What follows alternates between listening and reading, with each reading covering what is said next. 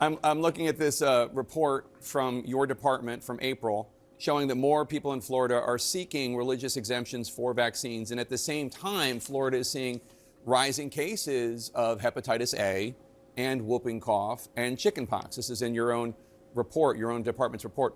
Before you made this decision to try to lift vaccine mandates for Florida, which include obviously public schools, did your department do any data analysis? Did you do any data projection of how many new cases of these diseases there will be in Florida once you remove vaccine mandates?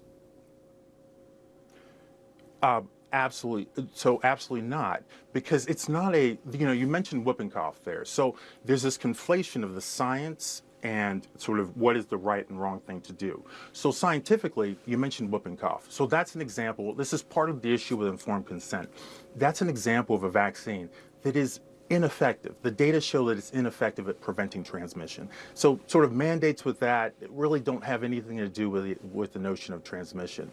And then in terms of, like analysis, well, ultimately, this is an issue very clearly of parents' rights. So do I need to analyze whether it's appropriate for parents to be able to decide what goes into their children's bodies? I don't need to do an analysis on that. I don't need to do any projections. We handle outbreaks all the time. So there's nothing special that we would need to do. And secondly, again, there are countries that don't have vaccine mandates, and the sky isn't falling over there. So this notion, this thing that you're doing, that and I'm not angry at you or anything for doing it, but this thing that you're doing is a pattern that we saw during the COVID-19 pandemic.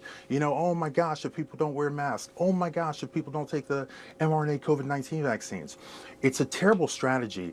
The right position is that parents should control, absolutely. They should be the final say on what happens in terms of any vaccines that they choose to take or not take.